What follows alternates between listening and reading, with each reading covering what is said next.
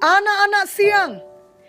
Firman Tuhan dalam 1 Tesalonika 5 mengatakan bahwa sebagai anak-anak Tuhan, kita adalah anak-anak siang, yakni anak-anak terang. Kita bukanlah orang-orang malam atau orang-orang kegelapan. Mari kita baca 1 Tesalonika 5 ayat 1-11. Tetapi tentang zaman dan masa, saudara-saudara, tidak perlu dituliskan kepadamu. Karena kamu sendiri tahu benar-benar bahwa hari Tuhan datang seperti pencuri pada malam.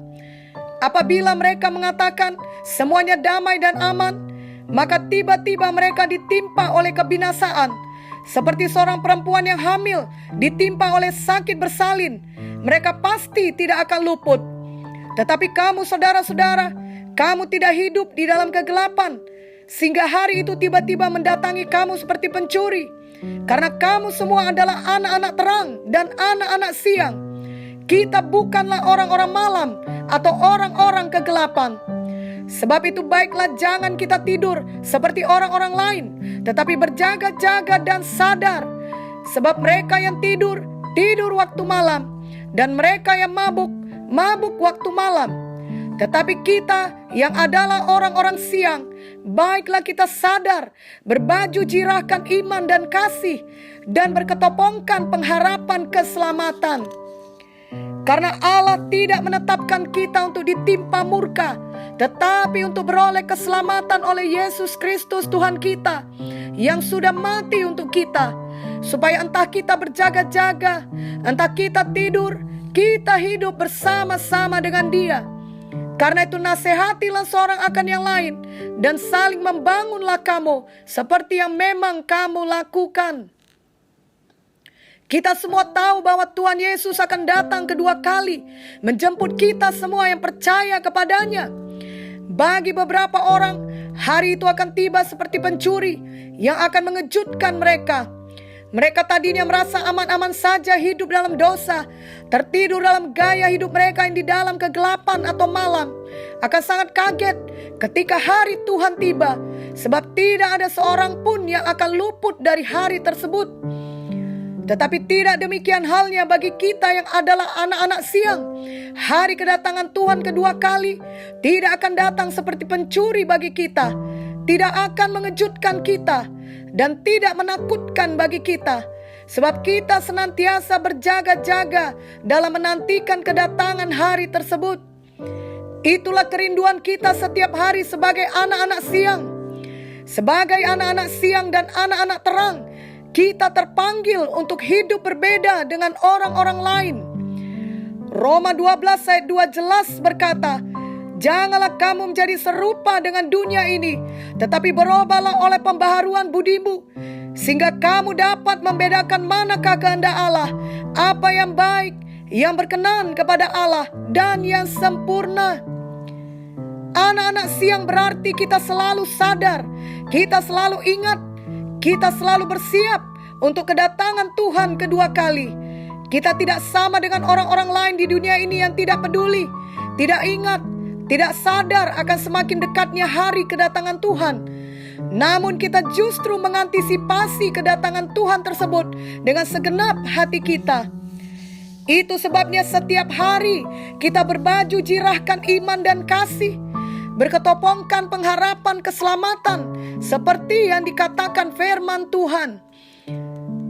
Dengan banyaknya berita yang beredar saat ini di masa pandemi COVID-19, atau di beberapa daerah sudah memasuki keadaan yang disebut banyak orang dengan new normal, maupun masa transisi atau post pandemi, sangat mudah untuk kehilangan iman dan menjalani saja kehidupan apa adanya.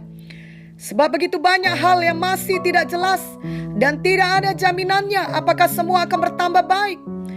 Namun bagi kita anak-anak siang, kita tidak akan mau kehilangan iman. Karena dari firman Tuhan, kita tahu dengan pasti apa yang akan terjadi selanjutnya, yakni hari kedatangan Tuhan. Bagi kita, hari depan selalu akan lebih baik, karena kita tahu masa depan kita adalah dalam kekekalan di Yerusalem baru. Kita tahu Tuhan memegang kendali atas semuanya yang terjadi di dunia saat ini. Kita tahu apa yang dijanjikan Tuhan pasti Ia genapi. Itu sebabnya kita tetap hidup di dalam iman. Kita juga tidak akan kehilangan kasih. Walau banyak kejahatan di mana-mana, ada orang-orang yang justru memanfaatkan keadaan yang sulit untuk menguntungkan diri sendiri dan bukannya menolong sesama. Tetapi itu tidak membuat kita lemah atau bahkan mengikuti mereka. Justru kita tetap berjalan di dalam kasih. Kita rindu setiap hari kita menjadi representatif Tuhan di dunia saat ini, di mana kita menyatakan Tuhan yang penuh kasih melalui hidup kita yang penuh kasih.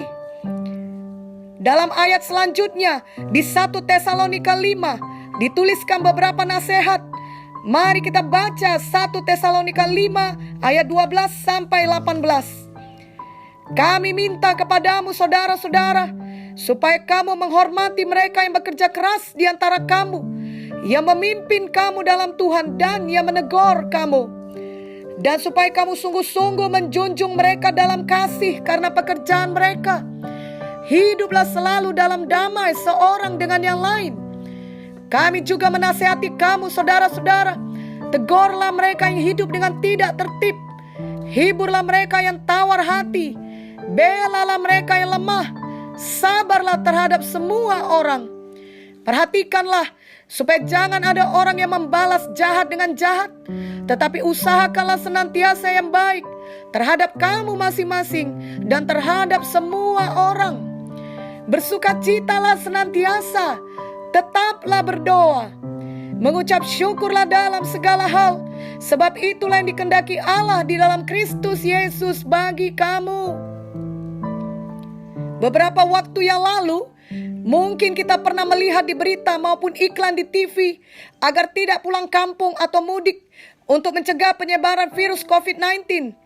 Khususnya penyebaran kepada orang tua yang usianya sudah tinggi di atas 40 atau 50 tahun. Sebab mereka dianggap lebih rentan tertular dibandingkan dengan anak-anak muda. Dan kelihatannya banyak orang yang menerima informasi itu mematuhinya. Sebab mereka peduli terhadap orang tua mereka masing-masing dan mengutamakan keselamatan mereka. Mereka tidak berkata, apa boleh buat, namanya sudah tua, itu nasib mereka bila tertular. Adalah hak saya untuk pergi jika saya mau. Mereka juga tidak berkata, orang tua kan sudah puas menjalani hidup mereka, sekarang giliran saya akan menjalani hidup sesuai dengan apa yang saya inginkan. Itu pilihan saya. Apa akibatnya pada orang tua saya, itu bukan salah saya. Kebanyakan orang tentunya tidak akan berkata demikian. Justru mereka akan mengalah dan melakukan apa yang dianjurkan demi menjaga nyawa dan kesehatan orang tua yang mereka kasihi. Sikap hati seperti itu sesuai dengan prinsip firman Tuhan. Kita harus peduli dan hormat pada orang tua kita, apalagi terhadap orang tua rohani kita yang sudah bekerja keras selama ini mengajarkan firman Tuhan kepada kita dengan perkataan mereka dan dengan hidup mereka. Sebagai anak-anak siang, marilah kita mentaati firman Tuhan yang mengajarkan kita untuk menghormati di dalam kasih semua orang yang telah bekerja keras melayani dan memimpin kita. Adalah hal biasa di dunia saat ini untuk melupakan orang-orang yang sudah berjasa bagi hidup mereka. Dalam 2 Timotius 3 ayat 2 disebutkan, dengan tidak tahu berterima kasih. Namun sebagai anak-anak siang kita tidak sama dengan kebanyakan orang di dunia ini. Kita tahu untuk berterima kasih. Kita tahu untuk berterima kasih kepada Tuhan dan kepada orang-orang yang merelakan hidupnya dipakai Tuhan untuk menyelamatkan, mengajari, dan memberkati kita. Sebagai anak-anak siang, kita juga senantiasa berusaha hidup dengan tertib. Pada saat sekarang ini, banyak orang memuaskan kehendak dagingnya dan hidup tidak tertib. Sebab banyak dari rutinitas kehidupan sehari-hari tidak lagi dilakukan dengan cara yang sama. Misalnya jika dahulu sebelum pandemi COVID-19, kegiatan beribadah dilakukan di gereja, maka selama beberapa waktu ini tidak lagi dilakukan di gereja, namun disediakan ibadah online ataupun ibadah di rumah pribadi masing-masing. Jika tidak hati-hati, maka bisa saja orang tersebut tidak beribadah lagi dengan tertib. Kalau tadinya ia selalu beribadah ke gereja beberapa kali dalam satu minggu, yakni untuk ibadah minggu, untuk ibadah doa syafaat, ataupun untuk ibadah-ibadah lainnya. Namun sejak adanya pandemi COVID-19, ia tidak melakukannya lagi. Sebenarnya hal seperti itu tidak perlu terjadi bagi kita, sebab sebagai anak-anak siang, kita dapat mengalahkan kedagingan kita, termasuk kemalasan untuk hidup tidak tertib, dengan pertolongan Roh Kudus. Kita dapat mendisiplin diri kita untuk tertib beribadah walau dari rumah. Karena kita tahu sebagai anak-anak Tuhan, kita semua dapat bersekutu dengan Tuhan dan beribadah kepada Tuhan di mana saja dan kapan saja. Itu hanya salah satu contoh dalam kehidupan kita. Ada hal lainnya dalam hidup pribadi kita sehari-hari, di mana kita perlu terus bertumbuh, mendisiplin diri kita untuk hidup dengan tertib atau teratur.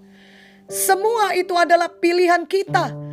Bukan harus ada orang yang memaksa kita untuk tertib, barulah kita mau hidup tertib. Roh Kudus kiranya menolong kita setiap hari dalam hal ini. Di saat sekarang ini, juga ada banyak orang yang tawar hati. Mungkin mereka kehilangan keluarga mereka karena pandemi COVID-19, atau kehilangan pekerjaan mereka, ataupun mengalami dampak negatif yang sangat besar dibandingkan dengan kita. Marilah sebagai anak-anak siang kita menghibur mereka. Janganlah kita tidak peduli akan mereka, apalagi menghakimi mereka dengan mengatakan penderitaan yang mereka alami adalah akibat dosa mereka. Itu bukan hal yang benar untuk dilakukan sebagai anak-anak siang. Namun kita perlu mendoakan mereka, mengingatkan mereka akan kasih setia Tuhan, sehingga mereka beroleh pengharapan. Di dunia ini kita mengakui bahwa umumnya wanita lebih lemah dari pria. Dan seharusnya pria yang baik akan melindungi wanita yang ditaruhkan Tuhan dalam hidupnya. Apakah itu ibunya, saudara perempuannya, atau kalau ia sudah berkeluarga, tentunya ditambah dengan istrinya dan anak-anak perempuannya. Prinsip hidup seperti itu adalah seturut dengan firman Tuhan. Di sekitar kita juga selalu ada orang yang lebih lemah dari kita. Tuhan mau kita sungguh-sungguh membela mereka dengan apa yang bisa kita lakukan. Apalagi jika mereka sudah langsung meminta tolong kepada kita, janganlah kita mengabaikan mereka. Ingatlah Tuhan memberkati kita untuk dapat memberkati orang lain lagi. Amsal 21 ayat 13 berkata, siapa menutup telinganya bagi jeritan orang lemah, tidak akan menerima jawaban kalau ia sendiri berseru-seru. Dan kita tahu bahwa banyak orang lemah datang dari golongan janda dan yatim piatu. Mereka tidak mempunyai orang untuk membela mereka. Jika Tuhan membuka kesempatan bagi kita untuk membela mereka, marilah kita melakukannya. Yakobus 1 ayat 27 berkata, ibadah yang murni dan yang tak bercacat di hadapan Allah Bapa kita ialah mengunjungi yatim piatu dan janda-janda dalam kesusahan mereka dan menjaga supaya dirinya sendiri tidak dicemarkan oleh dunia. Ada ungkapan yang mengatakan mata ganti mata. Namun Tuhan Yesus mengajarkan kita untuk mengalahkan kejahatan dengan kebaikan. Sebagai anak-anak siang, kita terpanggil untuk tidak membalas kejahatan dengan kejahatan. Namun kita sabar terhadap semua orang. Bagi kebanyakan orang di dunia ini adalah kebodohan bila tidak membalas kejahatan, dan adalah normal bila membalas kejahatan. Mereka berpendapat demikian sebab mereka tidak mau ditindas dan merasa perlu menyatakan keadaan yang sebenarnya. Namun firman Tuhan dalam Roma 12 mengatakan hal yang berbeda. Mari kita baca Roma 12 ayat 17 sampai 19. Janganlah membalas kejahatan dengan kejahatan. Lakukanlah apa yang baik bagi semua orang. Sedapat-dapatnya kalau hal itu bergantung padamu, hiduplah dalam perdamaian dengan semua orang. Saudara-saudaraku yang kekasih, janganlah kamu sendiri menuntut pembalasan, tapi berilah tempat kepada murka Allah. Sebab ada tertulis, pembalasan itu adalah hakku. Akulah yang akan menuntut pembalasan, firman Tuhan. Kita dapat sabar saat ini, walau di tengah ketidakadilan, atau kesulitan besar yang kita alami akibat perlakuan orang-orang yang jahat kepada kita. Karena sebagai anak-anak siang yang senantiasa berjaga-jaga menantikan kedatangan Tuhan kedua kali, kita tahu dengan jelas bahwa kelak di Yerusalem baru, hal seperti itu tidak akan dapat terjadi lagi. Tidak akan ada kejahatan lagi, tidak akan ada ketidakadilan lagi, dan kita sabar menantikan waktu itu tiba. Kita tahu semua perlakuan yang tidak baik saat ini kita alami, tidak ada yang melebihi kesanggupan kita. 1 Korintus 10 ayat 13 berkata, pencobaan-pencobaan yang kamu alami ialah pencobaan-pencobaan biasa yang tidak melebihi kekuatan manusia. Sebab Allah setia, dan karena itu Ia tidak akan membiarkan kamu dicobai melampaui kekuatanmu. Pada waktu kamu dicobai, Ia akan memberikan kepadamu jalan keluar sehingga kamu dapat menanggungnya. Benarlah bahwa akan ada saat dan situasi di mana semuanya sangat buruk, dan sepertinya kita diikat dari segala arah sehingga mustahil rasanya untuk bersuka cita. Namun firman Tuhan jelas mengatakan, bersukacitalah senantiasa. Tuhan selalu memberikan firman-Nya untuk kebaikan kita. Kita bukan bersuka cita karena keadaan buruk tersebut. Misalnya ketika kita sakit, kita bersuka cita karena sakit. Bukanlah demikian maksudnya. Tetapi kita bersuka cita dalam Tuhan walau kita sedang sakit, karena kita tahu Tuhan tidak pernah meninggalkan kita. Filipi 4 ayat 4 berkata, bersukacitalah senantiasa dalam Tuhan. Sekali lagi kukatakan, bersukacitalah. Emosi kita saat itu mungkin tidak langsung ikut bersukacita, tetapi sikap hati kita adalah, saya mau tetap bersukacita. Roh Kudus menolong saya untuk bersukacita di saat sulit sekarang ini. Dan kita perlu belajar untuk membawa semua situasi buruk dan kesulitan kita menjadi topik doa kita. Firman Tuhan tadi jelas menasehatkan kita untuk tetap berdoa. Kita mendekat kepada Tuhan karena memang hanya Tuhan yang dapat menolong kita dalam segala situasi yang kita hadapi. Ada istilah yang kita dengar akhir-akhir ini, yakni untuk berdamai dengan COVID-19. Yang dimaksudkan bahwa virus corona atau COVID-19 ini tidak akan pernah hilang dari kehidupan di dunia, sehingga perlu belajar hidup berdampingan dengan COVID-19. Secara rohani, kita juga mengerti bahwa pekerjaan setan yang adalah musuh kita tidak akan pernah hilang selama kita hidup di dunia ini. Setan akan selalu mau mencuri, membunuh, dan membinasakan kita. Setan akan tetap mengusahakan segala cara untuk menipu dan mengganggu kita. Walau kita berdamai dengan kenyataan bahwa selama di dunia ini kita akan tetap mengalami semua serangan setan tersebut, tapi kita tidak akan pernah berdamai dengan setan. Kita akan tetap menolak segala tipu dayanya di dalam nama Yesus. Kita akan tetap berdoa, memohon kuasa Tuhan untuk menolong kita hari demi hari. Kita akan tetap berdoa untuk mujizat Tuhan. Amin. Dan hal terakhir, hari ini untuk kita pelajari dan praktekkan sebagai anak-anak siang adalah kita perlu selalu mengucap syukur dalam segala hal. Di saat semua hal baik, mudah untuk mengucap syukur. Tetapi kita perlu belajar untuk mengucap syukur dalam segala hal, termasuk yang kelihatannya saat itu tidak baik dan kita tidak mengerti kenapa Tuhan izinkan terjadi. Namun kita percaya suatu saat kelak itu dapat mendatangkan kebaikan bagi kita. Itu sebabnya kita dapat tetap mengucap syukur, mengetahui Tuhan kita memegang kendali atas hidup kita. Kita perlu belajar untuk merasa puas dengan Tuhan, sehingga kita dapat bersyukur dalam segala hal. Paulus mengajarkan hal ini. Mari kita baca suratnya dalam Filipi 4 ayat 11 sampai 13. Kukatakan ini bukanlah karena kekurangan, sebab aku telah belajar mencukupkan diri dalam segala keadaan. Aku tahu apa itu kekurangan, dan aku tahu apa itu kelimpahan. Dalam segala hal dan dalam segala perkara tidak ada sesuatu yang merupakan rahasia bagiku, baik dalam hal kenyang maupun dalam hal kelaparan, baik dalam hal kelimpahan maupun dalam hal kekurangan. Segala perkara dapat kutanggung di dalam Dia yang memberi kekuatan kepadaku. Paulus mencukupkan diri dalam segala keadaan, apakah itu kekurangan maupun kelimpahan. Mungkin saat ini ada kita masih dalam kekurangan, namun mari kita tetap naikkan ucapan syukur kepada Tuhan. Kita berkata dengan iman sebagaimana Paulus berkata, yakni segala perkara dapat kutanggung di dalam Dia yang memberi kekuatan kepadaku. Inilah kehidupan kita sebagai anak-anak siang yang selalu berjaga-jaga menantikan kedatangan Tuhan kedua kali. Dunia yang gelap akan melihat cara hidup kita yang berbeda.